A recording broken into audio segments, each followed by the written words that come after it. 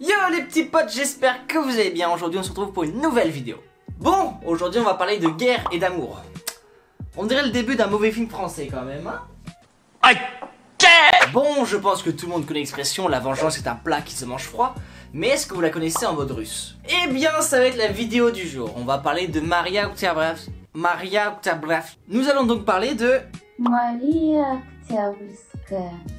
Il s'agit donc d'une femme née le 16 août 1905 à Crimée dans une famille paysanne. Sa vie est vraiment trop cool. Jusqu'au jour où elle va se marier avec un officier militaire en 1925. Envoûtée par l'amour ou la curiosité, elle s'intéresse elle-même au monde militaire. Elle travaillait initialement dans une conserverie, mais décide de devenir infirmière dans l'armée. En vrai c'est plutôt cool, c'est trop bien qu'elle ait trouvé un vrai taf qu'elle apprécie. Mais si t'as révisé tes cours d'histoire, tu sais très bien qu'il y a une seconde guerre mondiale qui va bientôt arriver. Et c'est le cas, et son mari va être directement envoyé sur le front, et malheureusement va mourir à Kiev en 1941.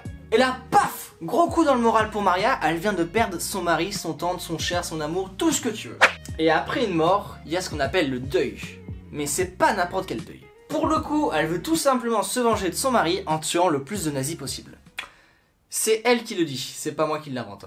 Alors perso, je voyais plus un deuil aller faire des activités manuelles, aller se promener, faire du sport. Non, non, pas pour Maria.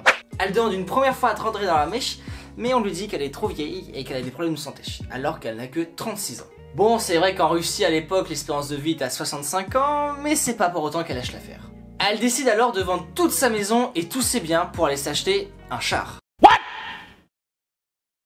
What the f. Encore une fois, ça aurait pas été mon choix numéro 1. Bon, pas mal caractérisé par sa détermination, elle sera quand même acceptée dans l'armée. D'ailleurs à l'époque, il n'était pas rare de voir des femmes, on en comptait jusqu'à 800 000 rien que dans l'armée soviétique. Était-ce à cause d'un manque de choix ou un souci d'équité? Je pense que j'ai ma réponse à cette question.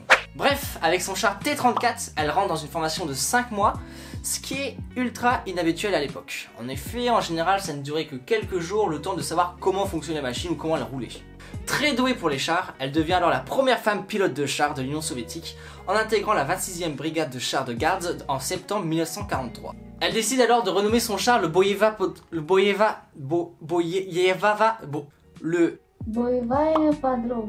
qui veut dire la petite amie combattante. Le 21 octobre, elle participe à sa première bataille, celle de Smolensk, où l'armée remporte la victoire. Quelques mois seulement après, le 18 janvier 1944, elle est envoyée sur une seconde bataille. Bon, contrairement à la précédente, ça se passe pas comme prévu. La chenille est cassée et Maria, qui n'a peur de rien, sort en dehors du char pour aller réparer sa chenille en plein no man's land. Heureusement, elle va réussir à réparer la chenille et son char va pouvoir repartir, mais en voulant remonter dans le char, elle se prend un projectile en plein milieu de l'œil, ce qui va la mettre dans le coma.